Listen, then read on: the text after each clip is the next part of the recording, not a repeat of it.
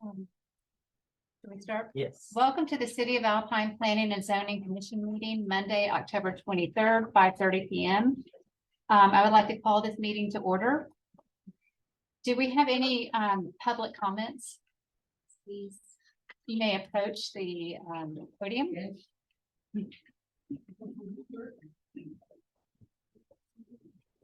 Hi, my name is Jenny Hatch and I own Americana just down the street. I've had it since 1996. And I'm here to support Tara Vaughn in her rezoning application.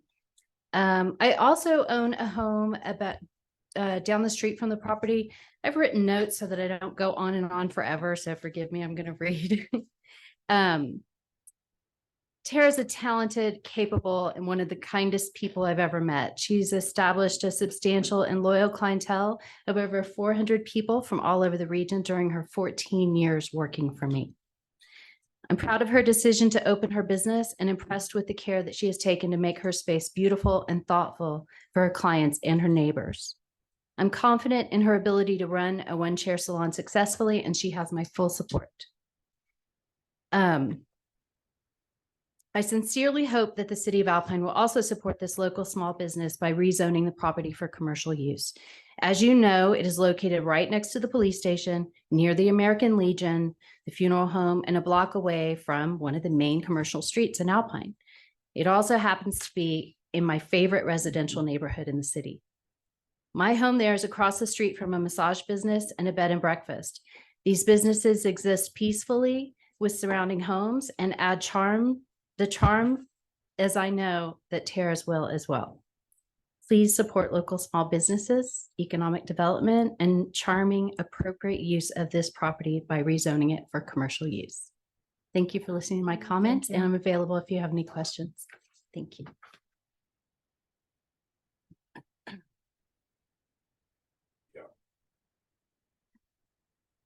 My name is Jim Patillo.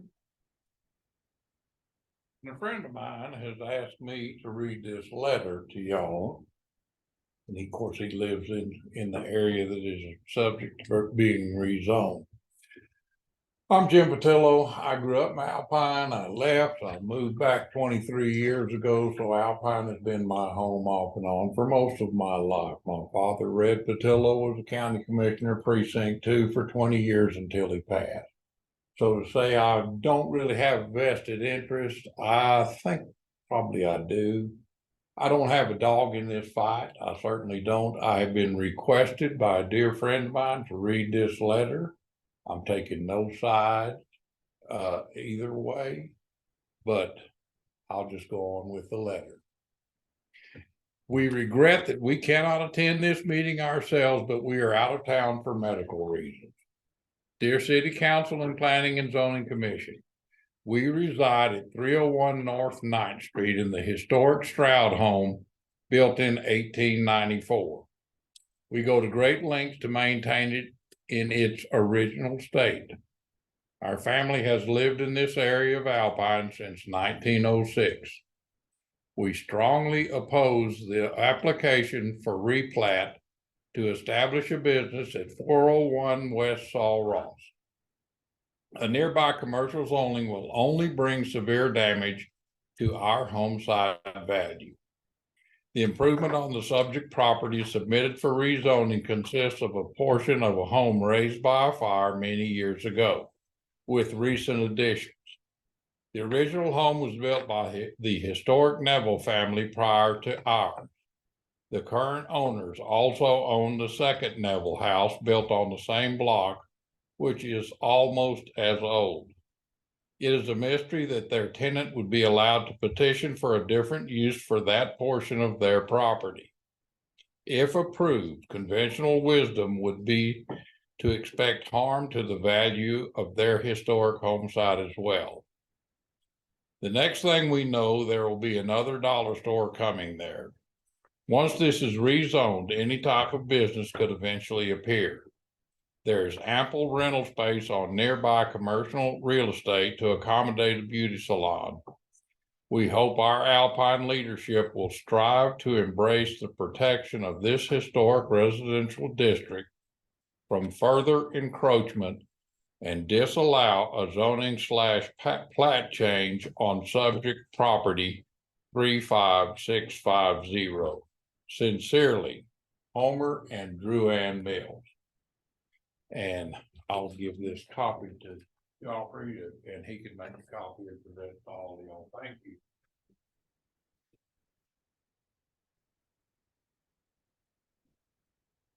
Hi, my name is Sherry McGinnis, Sherry Vaughn McGinnis. Raised in Alpine, moved away, come back. I have Tara as my niece.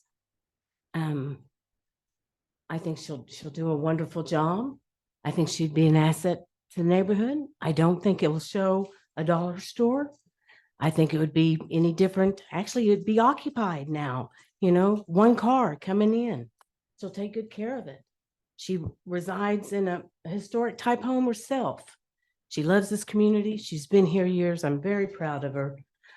You know, and on the commercial, I wish there was more commercial, affordable commercial, that somebody opening a one chair salon could handle. I mean, I think we've all driven by that property, and it's kind of been sad that I don't know how long ago it did burn down, that, you know, that it's going to be put to use. It's not going to be a dollar store. You know, it's small business. Please help her out. She's been here years. She'll continue to be here. I know she'll thrive. I'm very proud of her going out on her own, and I hope you support her. You know, I don't know the personal owners, but God forbid if something happens, I don't think there's somebody that would let a dollar store come in. So I was just surprised to hear that. Forgive me. But anyway, I just have to say how I support her, and I know she'll do a wonderful job, and it'll be beautiful. I know they're doing landscape, but it'll just be beautiful. I don't think you'll notice, and then you'll be helping her. So I appreciate that. Thanks for listening.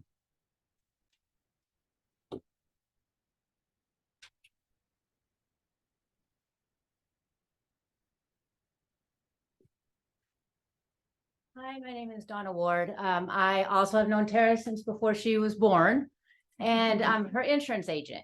And as soon as Tara decided to try to fulfill her dream, she did her due diligence by coming out, trying to get her, checking her budget to see how the insurance would work. And farmers, I sell farmers insurance. They're very particular about who they're going to insure, who they would even begin to allow into their family. And the nature of her business is a very small, low foot traffic. Again, I think someone even mentioned it's a one chair salon.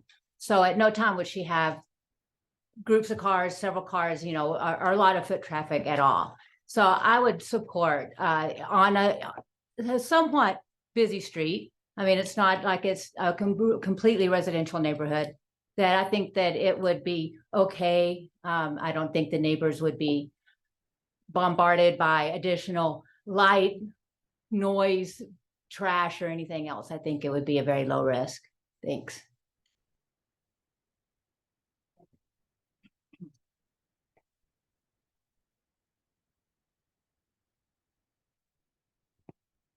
Hello. My name's Tom Robinson, and I'm the owner of the property. I'm speaking for myself and my wife, Karen Chapman. We're in favor of leasing this property to Tara Vaughn for her to use as a hair salon. The only reason we were requesting a business district zoning for this property is because we wish to support Tara and her plans to have a small business at this location. We would not be otherwise requesting the commercial zoning for any other reason, especially a Dollar General or something along those lines. We don't have any plans or desires to have any other commercial tenants in the property. It would just be Tara, and at the end of her lease, we would probably become a rental again.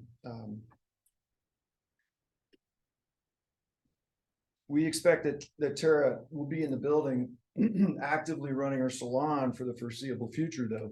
And we like the idea of a salon for this location, which is going to be next door to our primary residence.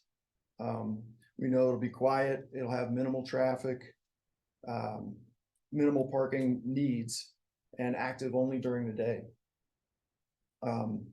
We've invested a significant amount of money in the landscaping of the property.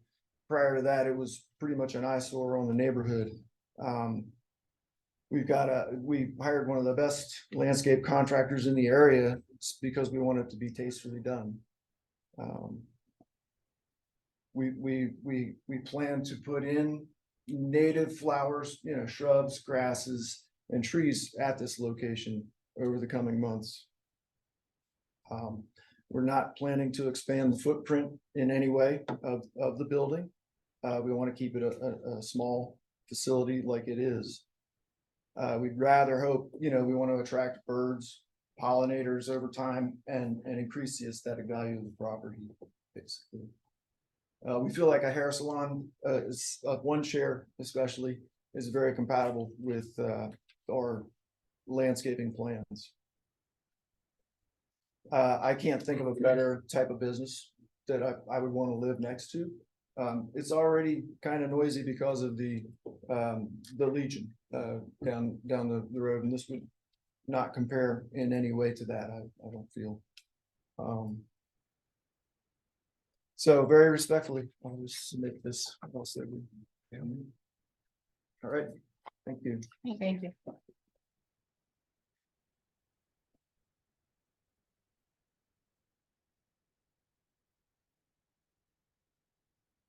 Hi, I'm Tara Vaughn. I'm a native of Alpine, and as Jenny stated, I have been a hairstylist for the area for 14 years and recently decided that I wanted to go out on my own.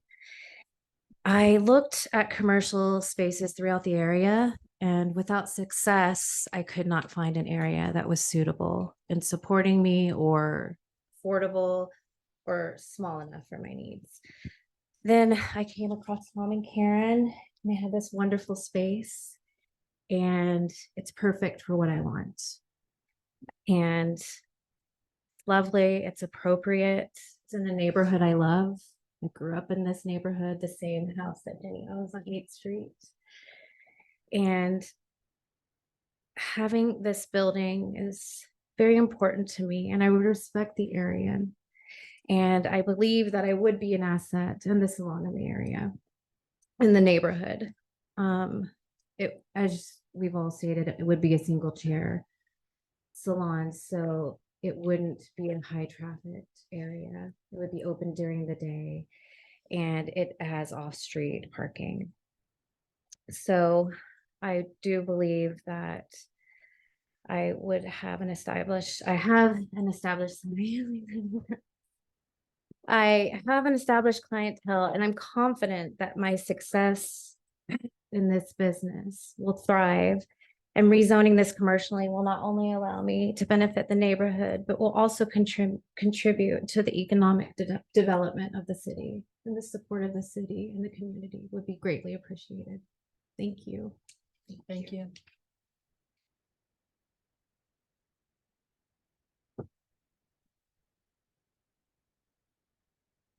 Do we have anyone else? Do we have any letters or anything that you need to, or do you want to just maybe when we discuss? I Okay, have okay. provided, the only feedback we received were from 2 residents. One of the residents, Mr. Patillo, had read that letter. And the other one, I have provided in the packet as well. Okay, He contacted me too. Oh, okay. so when we open it up for discussion, we'll, That's right. okay. Perfect. Gio, can you please read the public hearings we have today? Sure. Item number 3, public hearing. A is public hearing to obtain citizen views and comments regarding rezoning application 2023-10-01. A rezoning application to allow the applicant Tara Vaughn to establish a beauty salon at the subject property. The property in question is located at 401 West Sul Ross and is legally described as the east 18.89 feet of lots 8, 9, 10, all of lots 1, 2, and 3, and that portion of the platted alley lying between said plots, all out of block 28, original town site of Alpine, envelope 184, plat records, Brewster County, Texas, The property ID of the subject property is 35650. The record property owners are Thomas Robinson and Karen Bettman. The current zoning of the property is R2, two-family district. The zoning classification, if the rezoning is approved, will be C2 business district.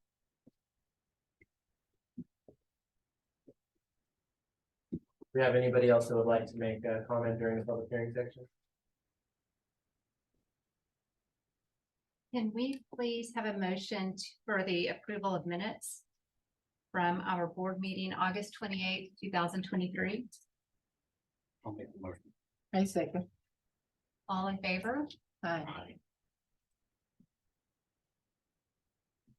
Is that unanimous? Unanimous, sorry. Yes. Discussion items. Item A, Geo. Item 6A is reminder regarding attendance at the November 27th, 2023 regular meeting to consider two pending replat applications. And I did just add this item to confirm we have two replat applications pending to be reviewed at that meeting. I know it is right after the holiday, so I just wanted to kind of throw that out there, remind everyone it's important to attend that meeting. At that meeting, the commission will be making a recommendation whether to approve or deny, and the city council will be considering those replats at the December 7th meeting. Our item B is make necessary updates to the M1 property zoning. Geo, can you please read the current M1 zoning? This is our M1 is industrial zoning that we have throughout the city of Alpine. Can you please read our current M1 industrial zoning ordinance? Yes.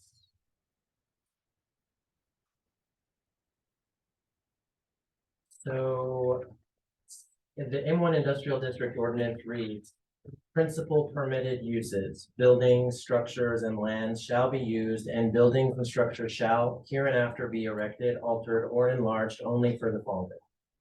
And then it lists R1 single family residential, R2 multifamily residential, R4 mobile home district, C1 neighborhood commercial district, C2 business district.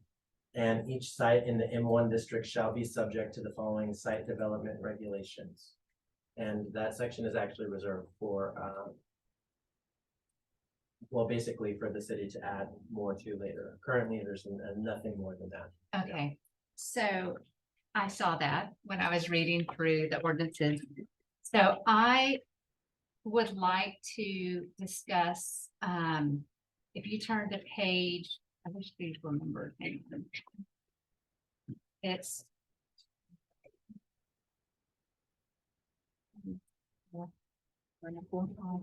page 7 in our packet. I looked up examples of M1 industrial districts and made some recommendations to finish writing this ordinance so that our citizens that live near industrial zone ordinances are safe.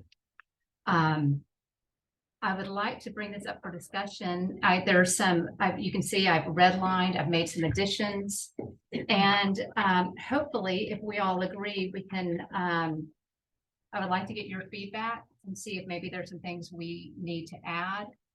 And we could bring this up, put this on the agenda next month to put before city council. So I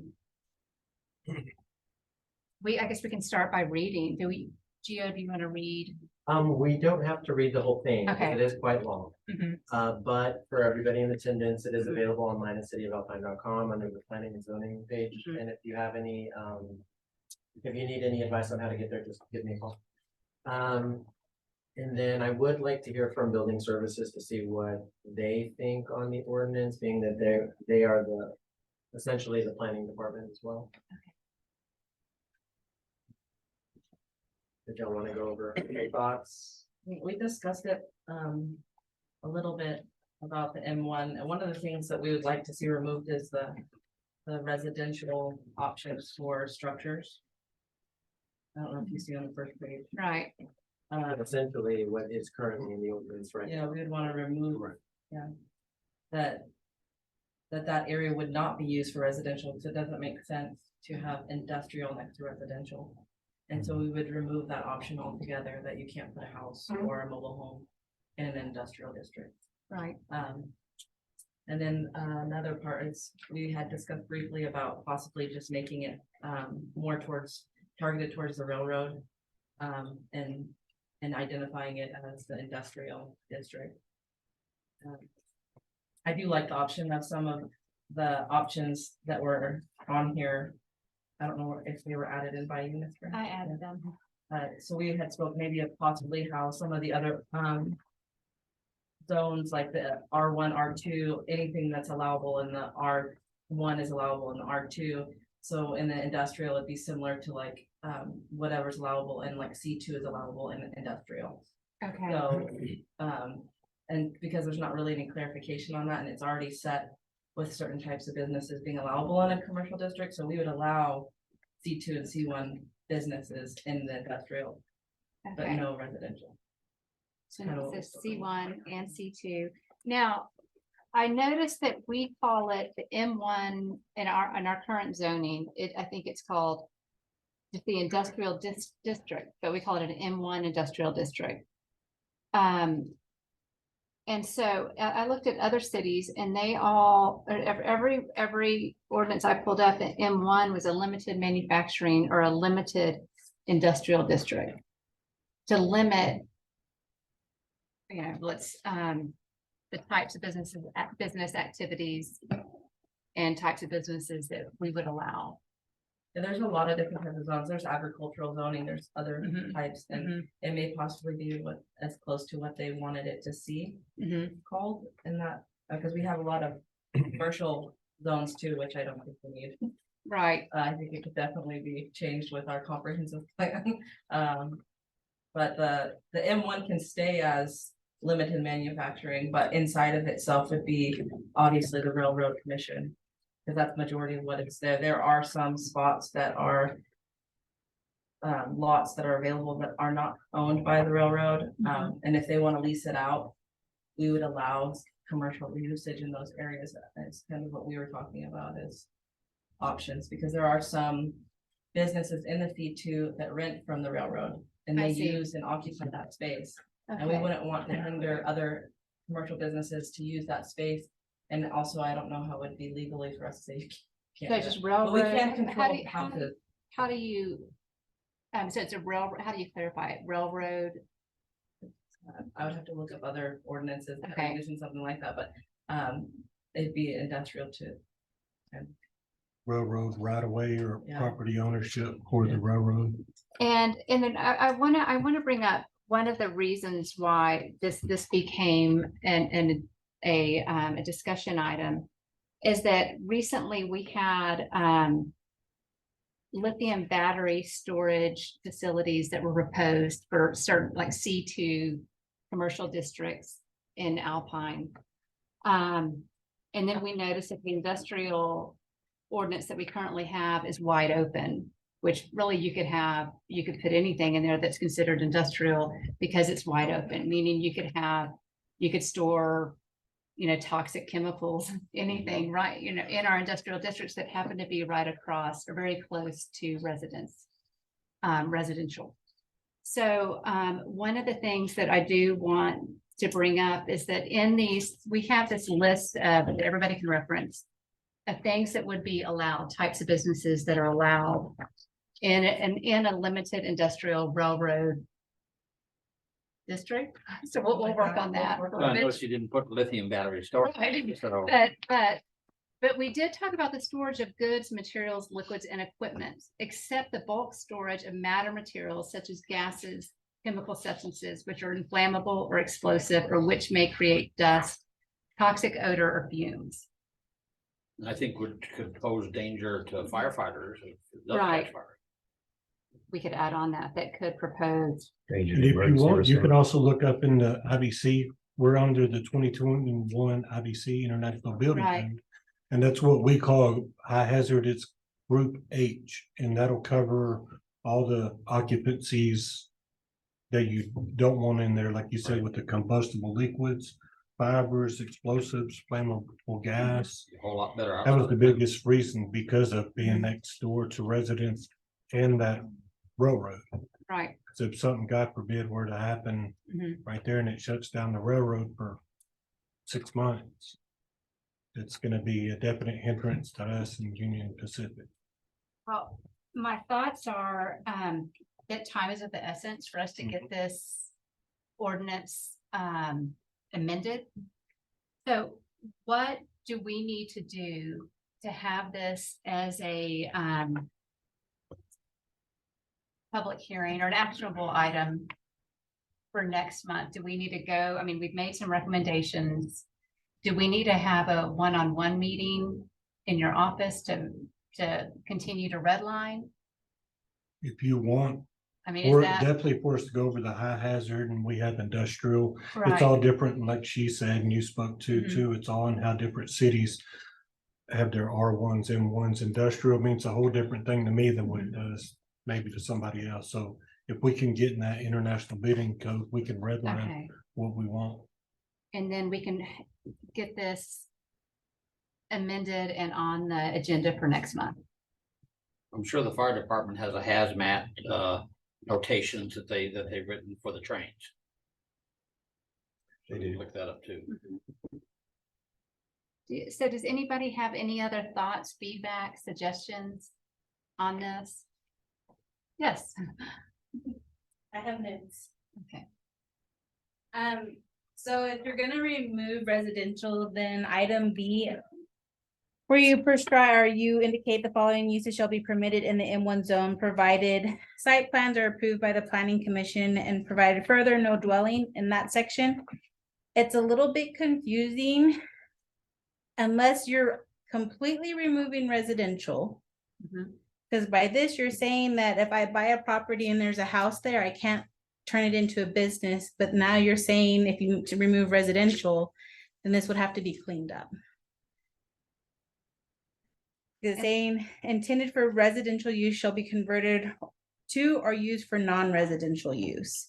So if I, like I said, if I buy the property, it gets zoned M1 and there's a house, can I use it for commercial? That's what confused me. Right, okay. Because then, I mean, then you're saying no lodging except for if the property is intended for the caretaker or superintendent. So is that still, you want people to be able to live in that area? Are you trying to remove any type of lodging from that area altogether? I went down a rabbit hole. You Right. can No, ask no, Gio. good, that's why we, Cause I was trying to figure out what city you referenced. Cause we found several cities, what I really liked with one is exactly what you had did. And you listed all of the eligible items, and those are the only items eligible within that district. And then what they did is they added a separate section that allowed for exceptions or exemptions. And they were very specific with those, like one or two.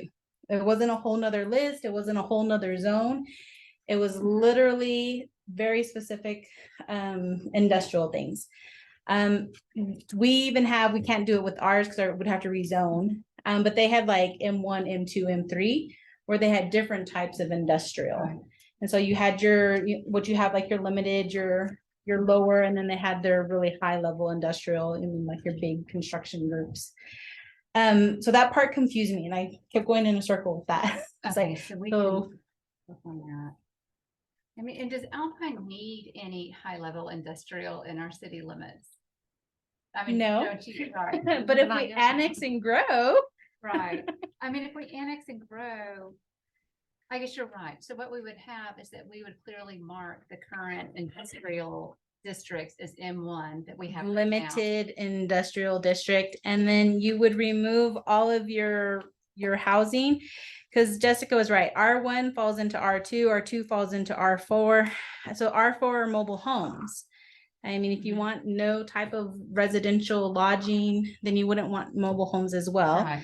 And I do believe C1 allows for mobile homes and RV parks, or C1A. C1 is RV, like a mobile park, RV park. I wouldn't want that in there. So that's where Yeah, I I think if believe you C2. were very specific on exactly what should be in this zone. Mhm. These are the types of businesses which you've outlined, great. I mean, Mhm. like, really good job there. But then don't put an exception, or maybe you put an exception for a very specific type. But like I said, that part confused me. I kept going, well, no residential, but it says I can be residential, but if I buy the property and I have a house there, I can't turn it into commercial. And maybe I was reading it wrong, but it threw me for a loop. Okay, so let's talk about this before we move on. How many M1 industrial zones do we have right now, and where are they? So it's one, and it's all along the railroad tracks. And it goes all the way down, and Jessica had brought that up. There's sections, so it's not just the railroad. There's properties on both sides. In some areas, it's not the whole thing. But remember, anyone who requests to rezone, as long as it's contiguous, can rezone to an M1 along that track. Okay. Just let you have a map of all that right here. Okay, It okay. shows one. And it's our zoning map. It's available online Right, as well. yeah. This one's different. One property is Anyway. the ABP substation on So you wanna look Seventh at- Street. That is M1. also in one. I think it's Right. that more than one property, isn't it? Like a There's block and a half. couple, yes, and then there's even some property by the, what do you call it, the Southern Orient, this one over here. Mhm. There's It's the some railroad property tracks. over there as well that is it. So if you were to list the specifics, that would be kind of a no questions asked. If I'm gonna move to Alpine, I'm gonna buy a property and I want to have a wholesale bakery, I know I can build in that plot of land. Or if I want a cereal factory, you know, it's right there. So having the designated list makes it easier, especially for people who are trying to build or bring in something to Alpine. They would know right off the bat. There wouldn't be a question of, well, can I or can't I? So I Okay. really love the idea that you did as far as, you know, clarifying all of the different industries that would fall under there. Okay. And I said, if you wanted to make exceptions, you can. Other cities have done that, but they're very specific. They only allow one or two things. There's not a wiggle room. Do you remember any examples of those exceptions? I have them saved. Okay. So it was M1, like their light industry, they would allow like RV parks, or they would allow like mobile home was there, it was a residential side. Or like if you wanted, they had an M2 and there was items from M1 that they wanted, they can move them into the M2, but they would have to rezone. Theirs were encompassed specifically to the zones, not M2 is M1 plus C1, C2, blah, blah, blah. They were very dedicated. And I can email, we saved them. Cause I just liked how it was formatted, where it said, this is everything that's allowed. And then it said, these 2 items were exceptions, or these 4 items were exceptions. Yeah, like a foreman's house or something like that for a certain station. And that could be an exception. But like I said, just the way it read, I'm sitting there going, do you want people living in that area? Do you not want?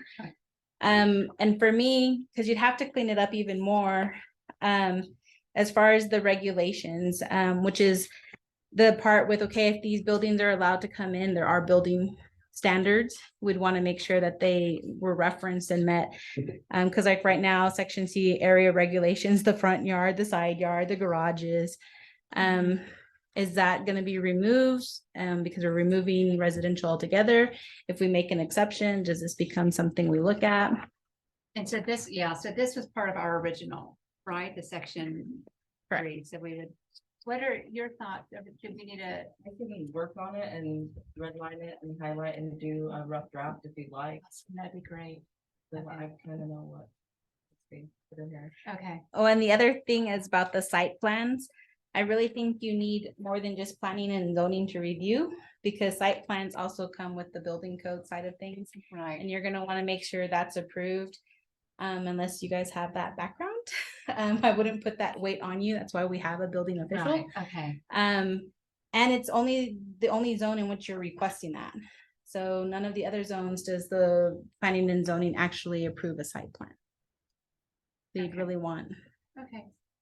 So I think we can do this before next, then I would like to have it completed before the end of the year, so we can have one big, thing that we completed, or, we've done a lot, but And if you're comfortable with it, like I said, I can send my notes and email or other ordinances that I found to Perfect. Jess. Okay. For me, I just really like the specifics of it. And then that's why I like when you did that, I was just like, oh, this is great. And then I read this and I was like, I'm confused. Right. I think I just didn't, and I gotta say, I didn't redline that because it was confusing. I'm like, okay, is that, standard? Should it be in everything? Yeah. So And anyway. that's why I said rather Yeah. whole Friday evening going to all the other cities.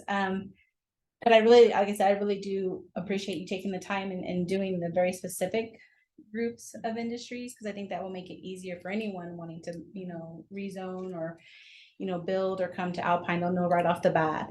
It's like, well, is it R1, R2, or 4? There's no question. It says this Right. is what you can do. All right. Well, thank you. Thank you. Moving on to, we just evaluated the example of, right, that was, item C. We evaluated the example of M1 industrial zoning ordinance. So, Yeah, I accidentally inadvertently added 2 items. Yeah. okay, so Anyway. moving on to update the code of ordinances, Article 4, coin operated machine establishments. This last year, actually for 2 years, our commission met multiple times on coin operated machine establishments and updating that ordinance. And then we lost our chair, Commissioner Rongra. He resigned, I think. And I wanted to make sure that that this didn't fall by the wayside, because we spent a tremendous amount of hours going over these ordinances. So I went through our notes from our meetings, or minutes from all of the meetings over the last couple of years.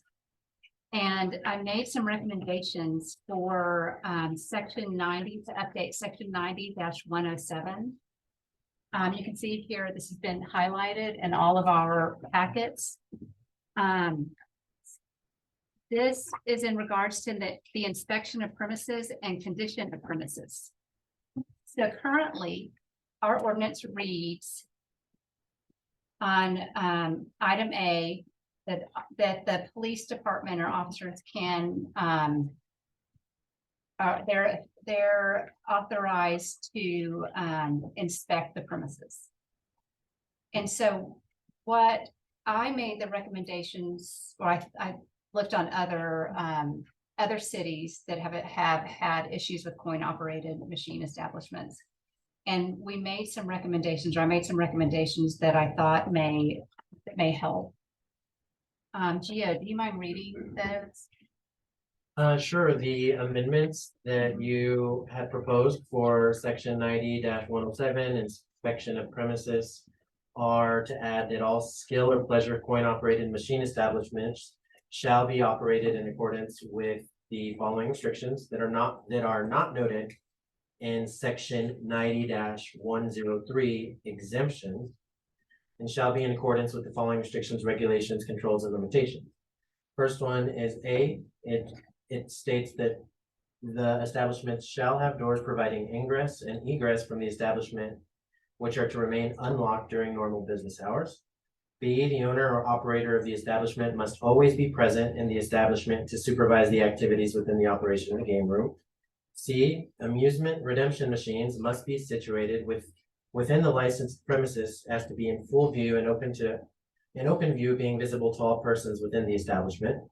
And D, the establishment shall have transparent, non-opaque glass in each game room window with adequate lighting inside and around the premises. So if you drive by these coin operated machines, you'll notice now that the windows are blacked out. And How anyway, many do we have now? Are we 4? We have, yeah, 4. All that's allowed. Yeah, so we're at the maximum. I don't think there's any of them that have windows that are not blacked out. And our other cities, that have had issues with illegal activities going on in these game rooms, one of the ways that they've been able to circumvent that is by having the windows open. That way you're driving by, you kind of see what's going on. Do we have any thoughts or other suggestions? I noticed the one down there by Boyo and the one further down have their doors propped open, but the windows are still black. Mhm. I mean, there's not really any safety issues for it. That would be just personal discretion for the P and Z or city council. All the one, I do go in with Chief LaSoya in there on our yearly inspections, same with Jess, and we do an audit on all the machines. We check everything, life, health, safety, ingress, egress, everything in there. Yeah, this would be a personal preference based on the city. Because opaque, non-opaque, I do get the opinion you can't see in, wondering what's going on, but as far as us for building services, that's really null and void for us. Is this worth our time to amend? I mean, we've spent so much time on these. I don't really want to see all the lights out their window either. Yeah. Those machines aren't dull. I mean, you have to keep that in consideration. Are you just gonna open up another can of worms? Because people are gonna see all the lights from the machines late at night. I mean, they're not really in residential areas, but. I mean, and then if any other commercial business wants to block out their window. The one on Murphy is near a residential. Yeah, the one area. on Murphy's residential, and I think that's the one that we, as planning and zoning commission, we get complaints on because it's an eyesore, it's in a historic. That where historic shopping is, there's a bunch of tourists that pop in there. And they're like, hey, I wonder what's in here.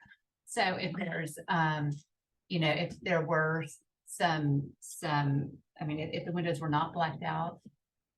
Would it, I mean, that's the thing, would it be more aesthetically pleasing or would it be more of an eyesore?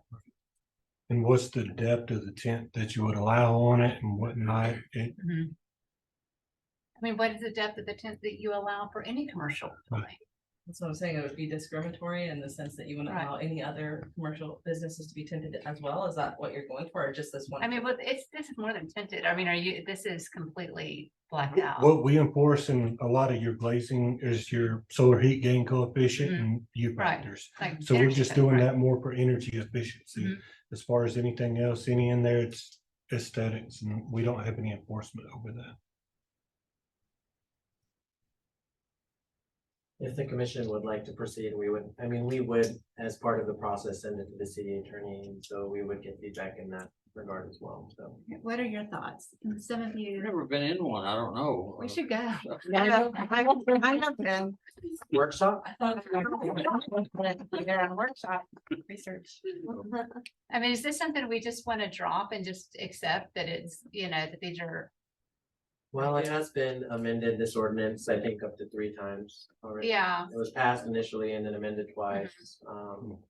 We do still have the limit on there. And then, of course, it would still be at city council's discretion whether or not. Excuse me? You'll have to take. Still have the limit on there. Yeah, there's a limit of 20 machines per establishment and a limit of 4 establishments in the city. I think that's the most important thing for the city of Alpine, more than. the So we should aesthetics. just not worry, this is done. We should put it to bed and not have to worry about it. I would love to say yes to that.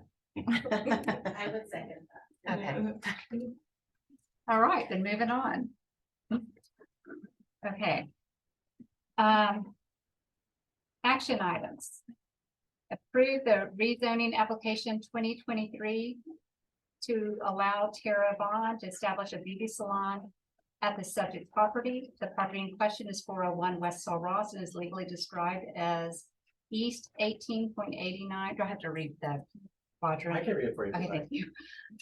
And is legally described as the east 18.89 feet of lots 8, 9, 10, all of lots 1, 2, and 3, and that portion of the platted alley lying between said lots, all out of block 28, original town site of Alpine, envelope 184, plat records of Brewster County, Texas.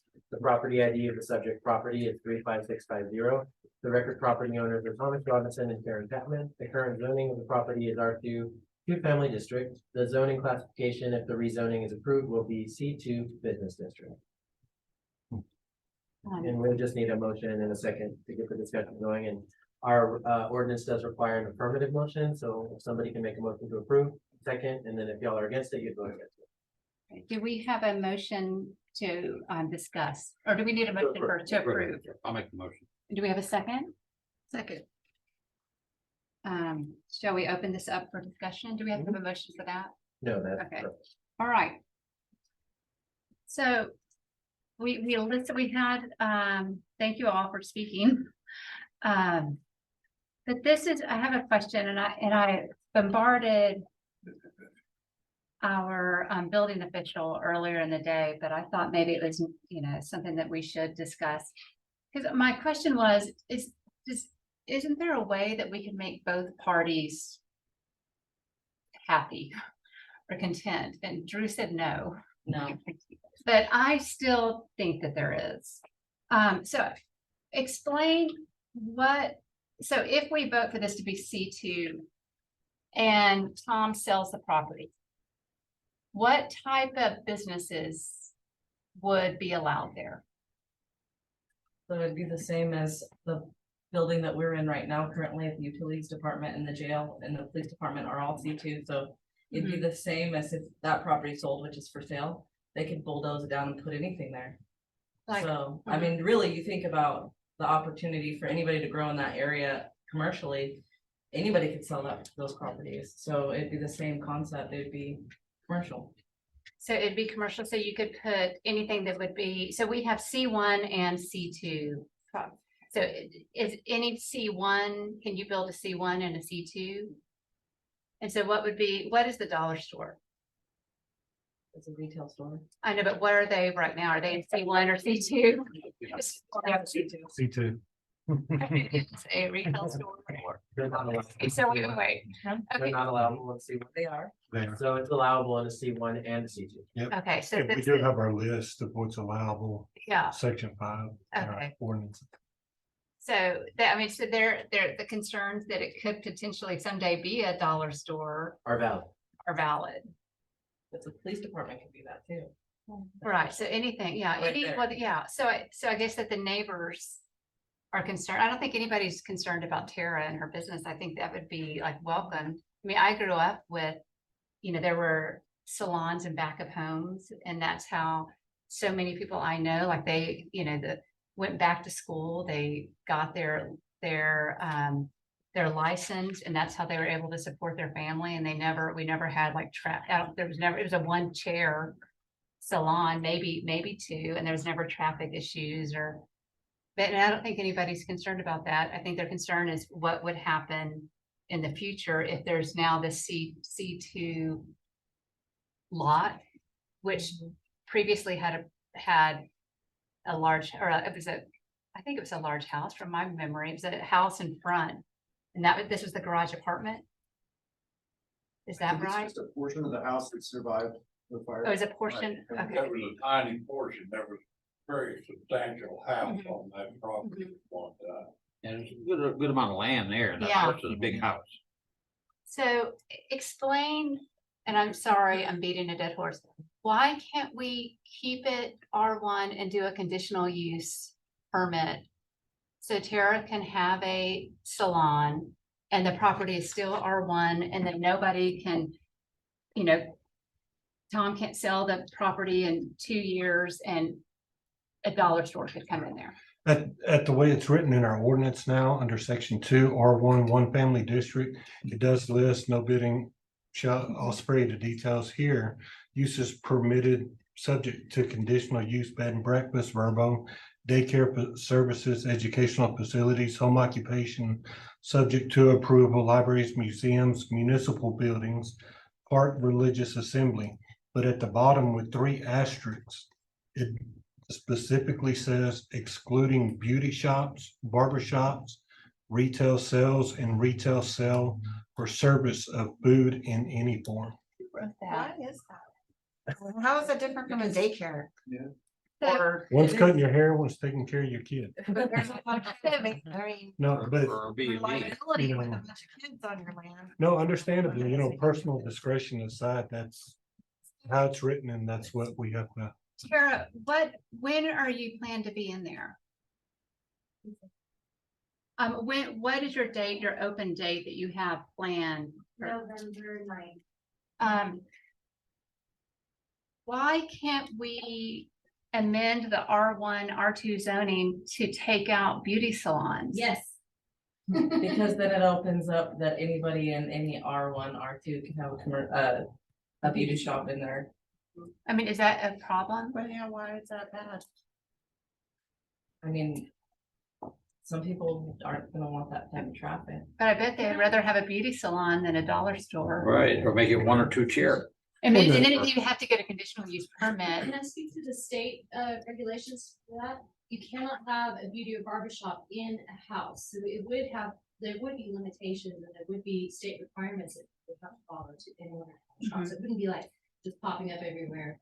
People's houses, Right. at least not legally. How difficult would it be for us to amend that? Are we able to do it here?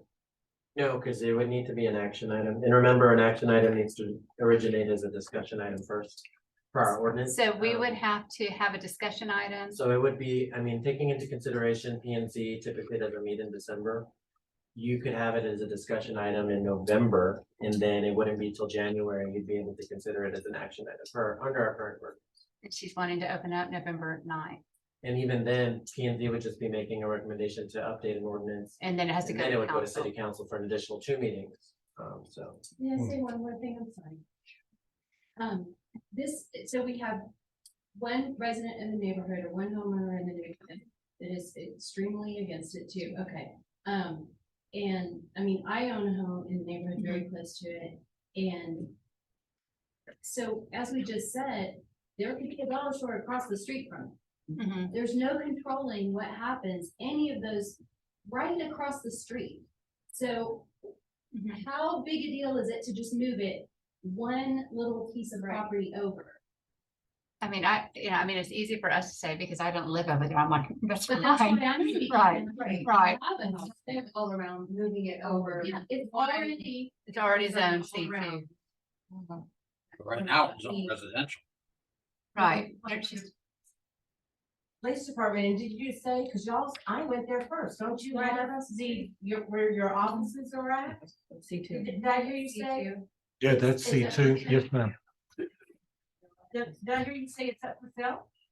No. I'm not even gonna do that. No, If it was to sell. If someone wants to sell.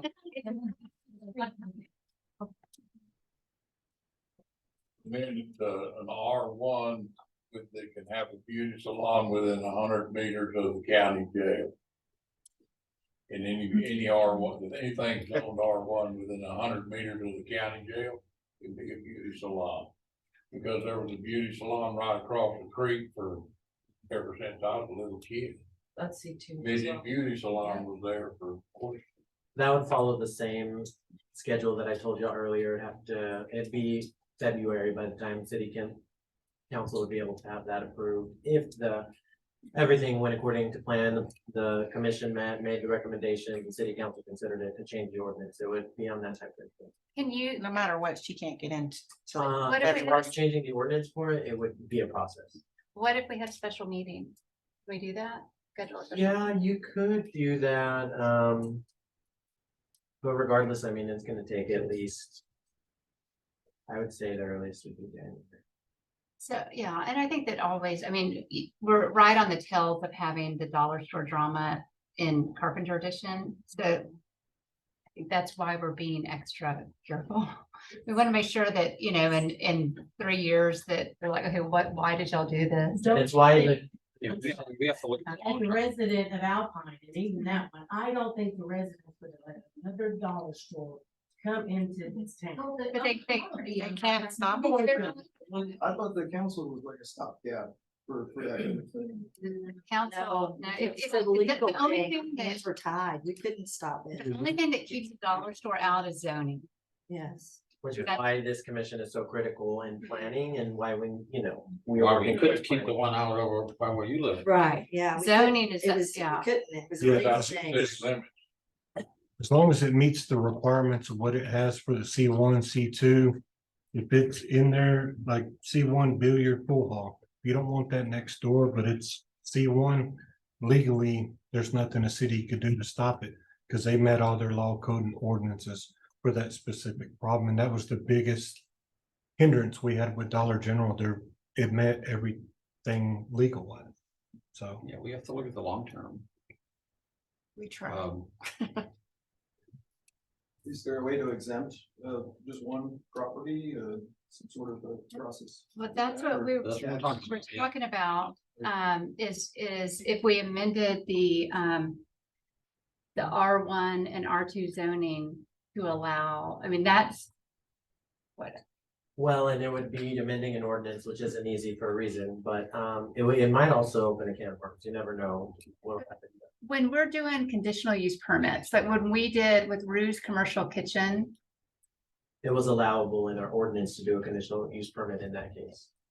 yeah, so it was allowable because to do the conditional use permit, explain why that was. Because our ordinance explicitly states that it excludes beauty shops, barber shops, retail sales, and retail sale or service of food in any form. They retail food. No, they're only making food in that building that's zoned R1. The retail is in their commercial property, which is adjacent to that. Right next to it. We're talking about right next to commercial. I don't understand this one issue with the mills. Speaking against it because the dollars where he set this whole thing back, that's that one issue. Set the whole thing back, but what's the problem with waiting till January or February to open? I mean, I've invested a lot of money in this building. Right, but if that's, would that break, would that be a deal breaker? If you had to wait 2 months? You could not get a new commercial zone in this town at all, based off of that Family Dollar. This is what I'm hearing this board say. Yeah. You are not allowed. Well, and anywhere. I'd like to remind everybody that the Planning and Zoning Commission is making a recommendation to City Council tonight, and City Council will make the ultimate decision. So it's also important to attend the meeting on November 7th to also make statements. Right, and they override planning and zoning. Right, well, we're just recommendations. Right. But what would happen, would it be a deal breaker if you had to wait till, let's say, February? And or we could do, Financial challenge. Or- It would be. So it wouldn't happen. could we have, If she knew that it was going to happen in February. if I would have known that, Yeah, but if it's not guaranteed in February, then. Well, nothing's guaranteed, it's Of up to the course. City Council. Of course, but if it might be longer than that, like say a year out, it would be pretty financial. So you have to- Well, what if the City Council didn't approve it? Same thing, you just have to. Yeah.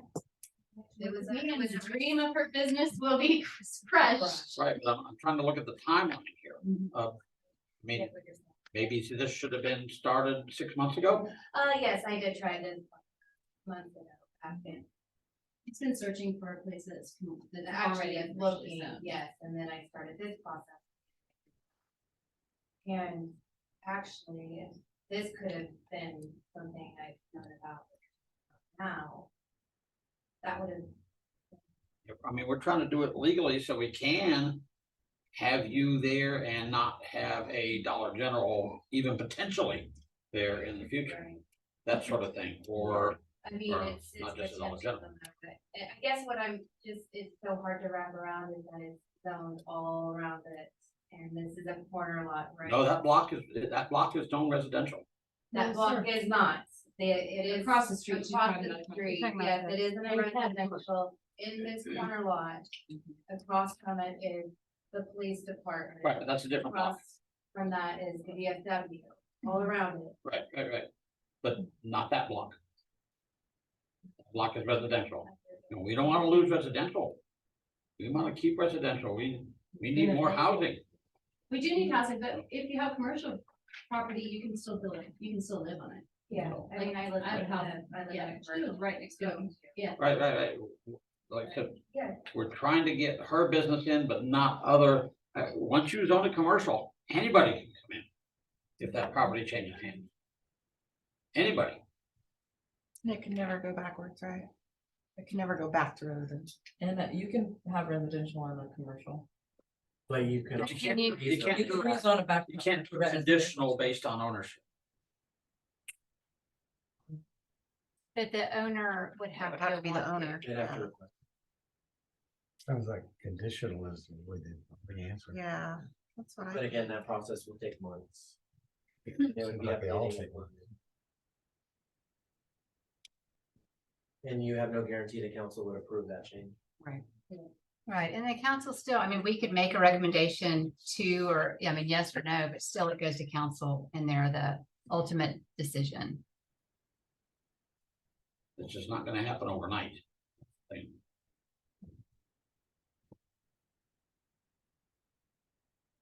Do we have any more comments? There's no way to do like a temporary. We can't, I still think. I that could there's try no- to think of things.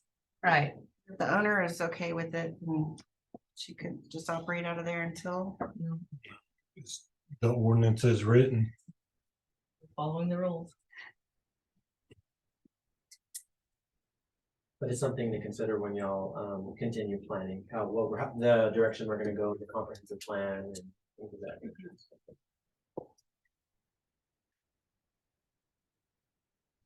what if Tom says, okay, after, when Tara, as long as Tara's shop is on this block. But I mean, could he just say, okay, after, if Tara moves out, well, I will change it back to R1. Yeah, what if he does He can tell you that. Not really. Any other business in there? Well, I mean, you never know what happens, if, you know, you just never know. It could be Yeah, somebody somebody else, with could be inherited at the point, you know, I mean, it's just a bunch of what. Like, there could be no law, or no. There's nothing like officially that we could make a property owner do to recycle. It would be just the property owner if Tom says, well, I'm not gonna do it, and he never does it. That's one thing, but he could say he never will and then do it. So it's more of the property owner than.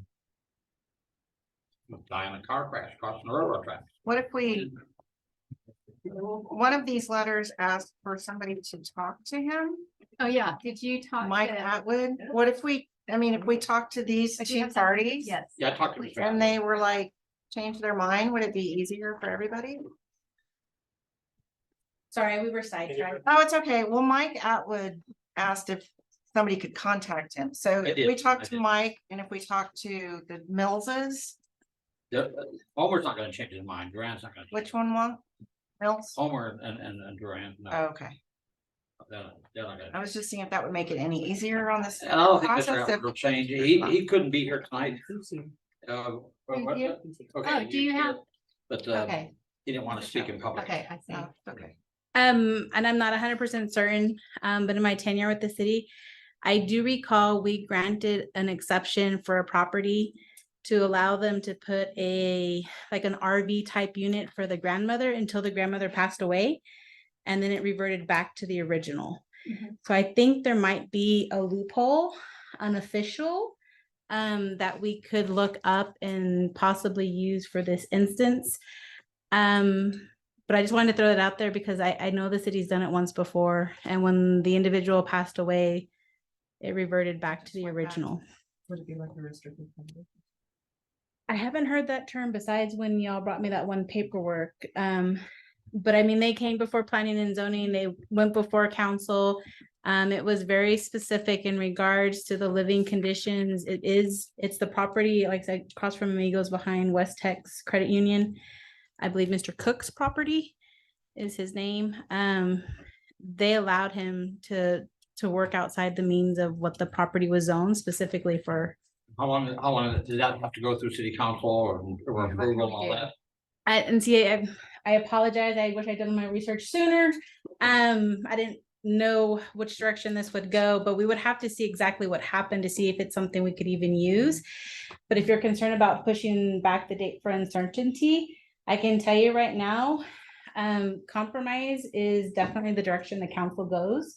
So if you're willing to push the date back, they're willing to compromise. They've never not fully compromised. Planning and zoning's main concern is the future, not you. It's just something happens and someone sells the property or kind of stuff.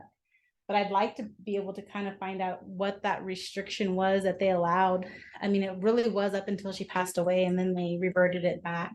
My recommendation would be for the commission to make a recommendation, yes or no, to approve or deny. And then let the council discuss this as well, because we have already paid publication costs, we've done letters out, and those aren't cheap. I mean, whichever way y'all like to go, but I think it still needs to go to city council, and that would give us some time to see if there's any alternative options as well. And we could present them at that time as well. How many So letters were sent out? You could present it to council before the next planning. So. And planning and zoning, like they said, council can go with or against them. 9 out of 10 times, they try to utilize them as their expertise to agree. If you don't pass it, you pass it either way. The way it's presented to council will be kind of, these are the options. Planning and zoning recommended, or planning and zoning that didn't recommend. I know that the background information would be that there was a long discussion, kind of the back and forth, looking for the future, looking for, making sure that the right decision is made. And these are some of the possible options. That may mean that it doesn't get approved the 7th, and maybe it gets approved the first meeting in December, so that council can have some time to think as well. It'd be an ordinance, so the earliest it would be, yeah, you're right, is the second meeting in November. Because there would have to be 2 readings of the zoning change ordinance. The first one is gonna be the one that we have the public hearing at. But we can still keep it as R1 and take that one condition out so she can start her business. That is a separate process. So you would be making a recommendation on this, whether to deny or to approve. For commercial. The reason, right, and so that will be regardless of the recommendation, it's going to city council, we've scheduled it for November 7th, that's the first reading with the public hearing. And then we'll have an additional second reading and a public hearing at the second meeting in November as well. But if you want to keep it R1 and change that, that'd be an extra month then. So if you want to change the ordinance, it would, again, our ordinance does say that it would originate as a discussion item next time at planning and zoning, then it would be an action item. Which typically there's not a meeting in December, so that would be January, and then they would also go to city council for 2 ordinance readings in February, so it would be the end of March or the end of February before it would be approved by council and things like And that. that's changing the ordinance, but we Changing the could ordinance. potentially do a temporary. And what that, we will look into that, whether or not we can do anything temporary between now and the city council meeting to let the city council know. Then you would get that, look that up before the city council, the next city council, if you. We'll present all find our that options to loophole. city council. So ideally, the best thing is to leave it R1 with the conditional. Am I using the words right? No, Right now, that's not allowed by ordinance. You it's would need not an ordinance allowed, change for that. but that would be the ideal situation. for Ideally, everybody. our ordinance would allow it and we could just do a conditional. use. But yeah, you'd have to change the ordinance, which would take a while. Yeah. So that's why we're looking for the temporary solution if we want to get that ordinance changed. Only if you see it as a problem being commercial.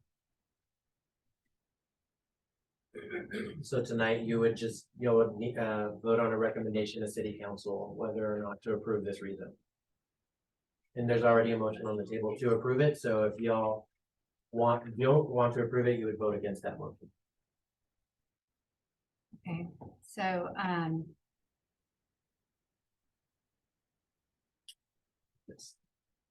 We need to make another motion to approve it.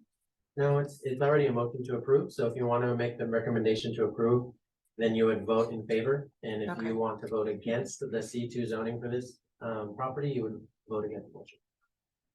okay, so all in favor for, changing this, oh, wait.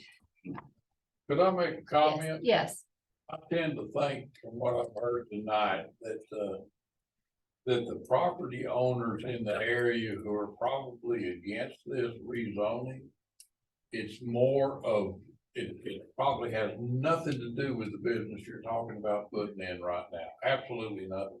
This is about the future. Right. And again, I might go out on a limb here, but I think that, there's probably no issue with the fact that there's gonna be a small one-chair beauty salon there. But if it is zoned commercial, that means in the future, and I'm not saying a dollar store, but you can bring in any commercial property you want. I mean, the county can buy the property and build a new jail. I mean, there's a number of things that can happen if it is zoned to commercial property. And from just a citizen standpoint, the most realistic, reasonable, intelligent thing I can think of is some sort of an amendment or some sort of codicil where Tara can have her beauty shop, because I really don't think that's the issue. I think the issue is. No, we want them, everybody wants a beauty shop. And future devaluation of people's personal property. That's what I think. So we're talking about a conditional use with a covenant to revert back to. Exactly, when the business is no longer in existence. But we can't vote on that today. We have to No. either approve it, Right. right? Every- Just making sure I'm understanding. Yeah, everything is in February. If we were to approve and then city council approves, then it becomes C2 or C1. Right, but this may go in front of city council. When's the next city council meeting? November 7th, and that's, again, it's very important that all of you all make sure the feedback is submitted. Because you can make your comments at the city council meeting as well. They're gonna ultimately decide whether or not to approve it. Then at the city council meeting, you can discuss the option. If there is any other option, the council will know, yes. Okay. Okay, so all in favor of rezoning property 401 West Sul Ross as a C2. What, C2 business. district. C2 business district, say aye. All against? Aye. I don't know. Okay, and then can you call for abstentions as well? Do we have any abstentions? Well, Or yeah, abstaining? I'm taking the middle road here because I'm looking at the idea of not rezoning in my personal view and the idea of the conditional use with a specific, or whatever you want to call it, codicil or. Okay, so just to confirm, Walter Olivas and Little voted against. I haven't voted. Okay, can you just let us know your vote? For the minute. It's either for, against, or abstain. So if you are reluctant, you don't want to make a decision, you can just abstain. So what happens if two of us abstain? Does it It's still go to gonna be city the- council? Yes, it's going to be the Because they voted majority of whatever the majority voted for is going to be the recommendation. So It's like a gamble though to vote one way or the other because we don't know what city council is gonna do. Either We never way, know. They always. override it. Yeah. But this is either way, the somebody's rezoning life, Application so- does need to be I know, I'm just considered. having problems. Abstain. Okay, and what's your vote, Abby? I'm gonna vote for. Four? Yeah. Okay. Do you have my vote of abstain? Yes.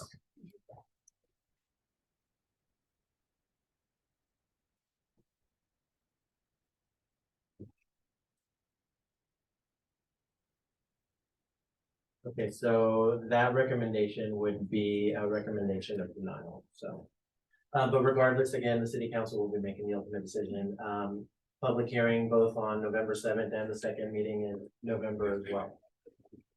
Ultimately, the decision would be made by the second meeting in November, which is the 21st, the council meeting on November 21st at 5:30. Okay. Thank you, and I'm confident that they can work something out that will. Great. I know. We want the business, we. just I know, we open want up, the. Let's see it open up to everything commercial. Yeah. We're the only one. We do need to amend the ordinance. Yeah, we need to fix that order. The idea of And I would like to bring it.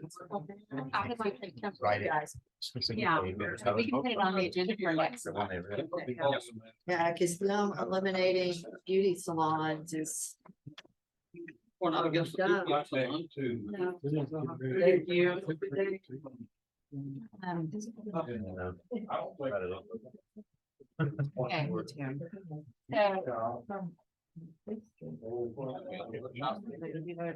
Now, we're still appoint a commission to provide. Take a break. Yeah, let's take a break right now.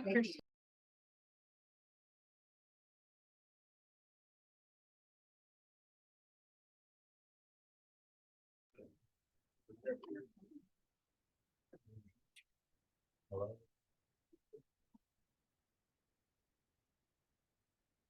Every week. Okay, so calling our meeting back to order. Item B. Geo.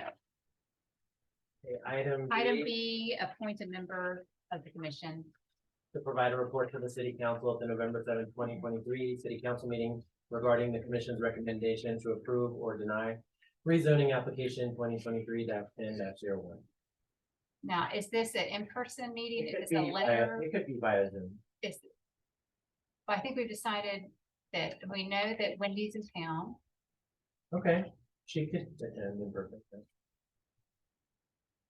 So essentially. So what am I reporting on? It's like what happened here today about this Yeah. particular, just this one item, not that, Just- not the just whole the meeting. item. Yeah, I mean, whenever it comes to any formal recommendations from the commission, it's best that they present those recommendations, have a person that can explain the commission's standpoint on why they voted the way they did. In this case, very interesting one, because you have two that voted against, one to approve and two that abstained. But you'd be able to communicate, well, the two that were, I mean, you'd basically be able to communicate your standpoint and what you felt and why you felt you needed to abstain and. And I think we all kind of We like kind feel of- the we same way about it, Yeah, right? exactly. But I think so. what we see. what we that wish it, for. That it does need to, I mean, Exactly, like if there was another avenue, et cetera. We want the business, we want her to have the business. We just don't want all the things that might come with it, the ramifications with Right. making that commercial. and I think, and I'm on the same thing. I mean, we want Tara to have her shop. I don't know about, the rezoning is a hard one right there because we do see, Exactly, That's the being that question. y'all were, most of y'all were on the commission or at least heard about what happened, within the last couple of right, years. right. So, yeah, That's a key Yeah. question, just honestly, with the Legion being there and the traffic and the noise that it does accumulate, do you see somebody honestly wanting to live there as a resident? well, I don't think that it's wanting to live there as a resident. I think it's the neighbors that are close to it. No, I You know, know, but yeah. on I that mean, I don't corner. know. I live Nobody- near. There's people right across the street. I live near all So- sorts of stuff too. Yeah, But I'm just saying do you see somebody as a residential oh, absolutely. I think with that the people, Legion being there? yeah, well, I mean, ideally, I think anybody wants, I mean, I live across from Stripes. I live by the Blues. I was kind of catty corner, but it, I mean, important sometimes, it, when you're in a small town or in a town where it's a walkable city. But that's why zoning is so important, is that we do. To be safe, right by the police station. Right. True. Unless the prisoners get out. Ah, They do. they do. Usually they run They're back. gonna be the first house They they run look far. at. No, they just mow the grass. Yeah. So let me ask you something. Should we work together? So Wendy will formulate a report. Like this is what we voted on. These are our concerns. 'Cause I think Exactly. we all unanimously have the same concern. That's Should we have, the idea. should we have a recommendation too? Right. Well, the recommendation was to deny the official Right, one. right. That one, yes, but I But mean, for the she future. could explain the numbers, two voted to deny, one to approve, and two abstain, so. Right. And the mindset. But is what we okay wanted to to be- Communicate that to city council that we all. It's your prerogative to, yeah, as long Right. as, I mean, it's not like we were booking it out, No, we like, Right. we all. We want to see the ordinance change so that we can have that business there and keep it R1 or R2. Right, but Right. any official recommendation, it is important to send somebody, that's why I added this item, is just to make sure, y'all can talk about it, see who you wanted to send, and I think it's important to the council here. Okay. Yep. Wendy. I'm just gonna open this up real quick and make sure, because sometimes my phone doesn't sync, and I just so happen to have this, but let me check November 7th one more time. As soon as Wendy does that, we'll board member comments. Okay, Yes. I'm good. Okay, thank you, Wendy. And so that one was actually an action item, so if you could just get a motion to, appoint, May I have a motion to appoint a member of the commission? you would, Wendy Little, did you Wendy. know that? Wendy, I make a motion to appoint Wendy. I say. Okay. All in favor? Do I vote for myself? Yes. Okay, thank you. Board member comments. Matt, we'll start with you. specifically about this? Or just it's about today or Okay. anything, it could be. Well, I do have one comment. Next Monday, the 30th, everybody's invited to my retirement party at the museum from 4:30 to 5:30. Yes, so just a Thank you for your. What day is that? So start 20 years at the museum. Of Congratulations. course, then in January, I go back on part-time. Monday the 30th, Matt? Yep. I just think there was a good meeting, so we can see the future, but it's good for everybody, not just for us. And, Yeah, we need to look at the long. and it's Yeah. good to, Yeah, yeah. and it's good to be fixing things so it will be easier in the future. So I think we're in the right direction. And I agree. I think that, and I've said this before, we have such a fantastic commission and I think we all share the same goals that look out for Alpine, the future, look out for our citizens. And so thank you. And thank you, Drew and Jessica and Gio, for all of your continued support and questions. And they answer my dumb questions all day. And Amazing what's in those heads. right? Sometimes I know I have to just hear them say it a few times, just, and if sometimes I'll ask Drew or Jessica a question, but I know that I need to re-ask it, so everybody knows, so we can all learn a little something. So thank you. Well, as far as their request for rezoning, I have mixed feelings about it. I support it. I know it can't get done officially until probably late February, early March. I wish they would have started it sooner.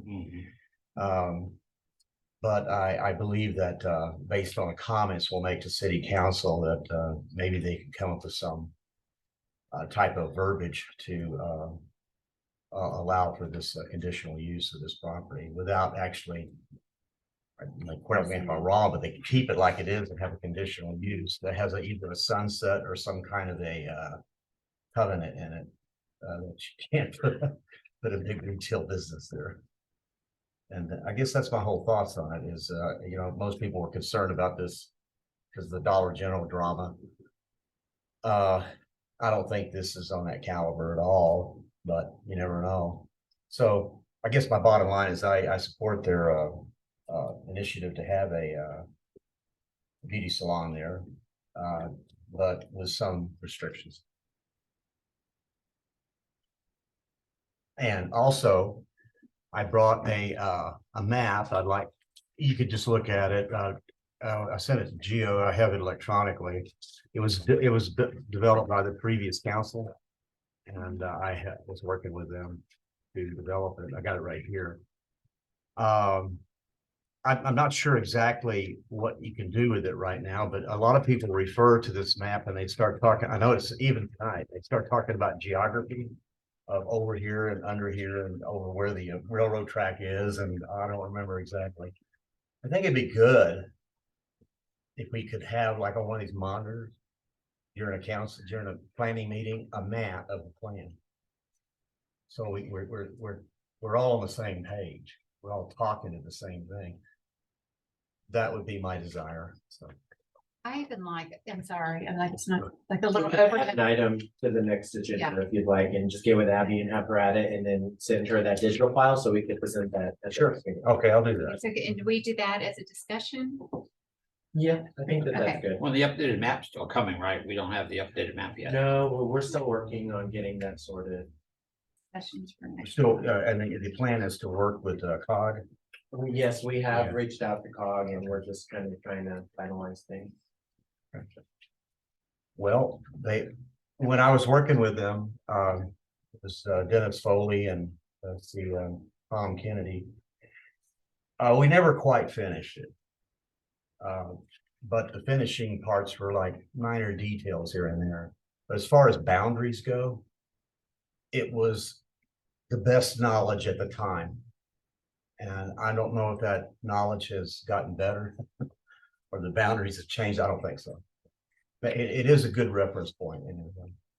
Delighted to see that map. That's for sure. Well, the idea is also to bring it back before council. Right. Right. This map intentionally says draft all over it. all of the zoning changes.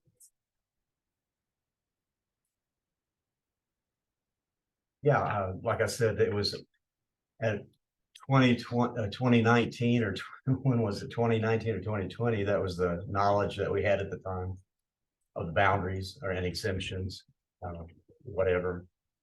So definitely probably needs some tweaking here and there. I'll talk to that. Words. I don't have any more comments. I think I've been commenting. Pretty much the whole time.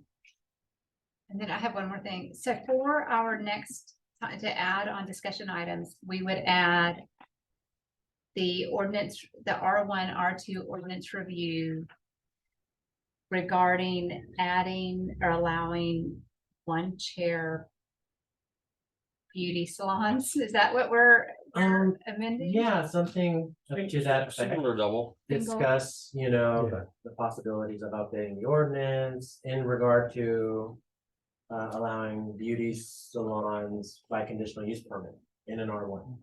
To exclude, because that's where I want to go with that also. And well, since we have a whole bunch of asterisks on here and what we have uses permitted, just now since it's going to be difficult and it's time consuming to update this ordinance, instead of just including beauty shop, barber shop, in my opinion, now's let's start adding or subtracting everything that we want.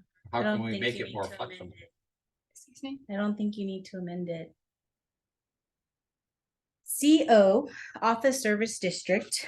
The regulations of the district are designed to permit the allowed uses while providing protections to adjacent residential development. The district may be located appropriately either as a buffer between residential and more intensive commercial or industrial uses, or as a freestanding zone placed for maximum efficiency of service to surrounding residential uses. Principal permitted uses, beauty shop. So nothing more with That's from our ordinance.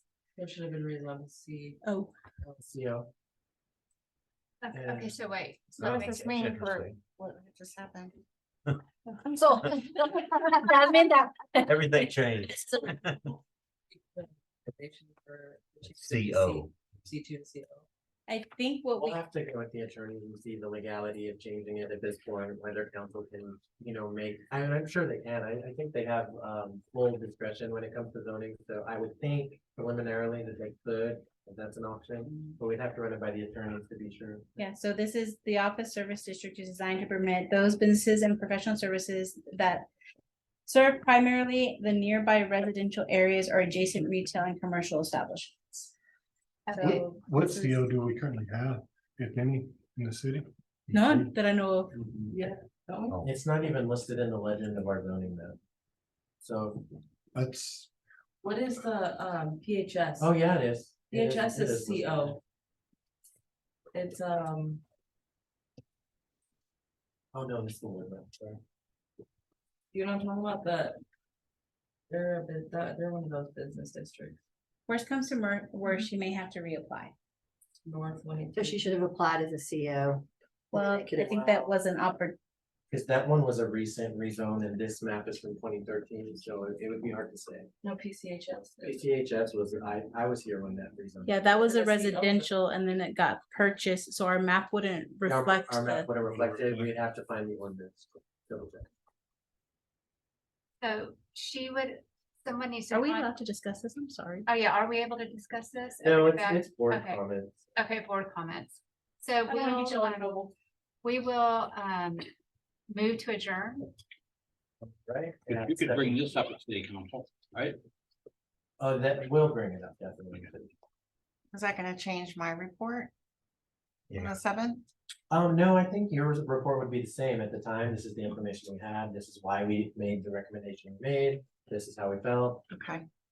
I'm not really sure I understand what. Your you re- recommendation was the consideration of the future use of the property and council or the plan zoning ultimately voted no for C2.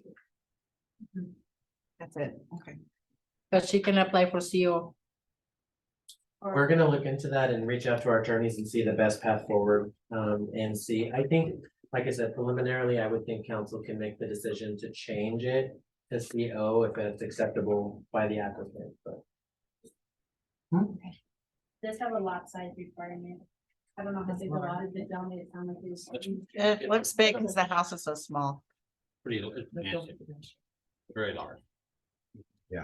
So we're gonna have to look at all those options, but if y'all tune into the city council meeting, you'll definitely have the most updated information. Or, yeah, and you can give us a call or we'll have to.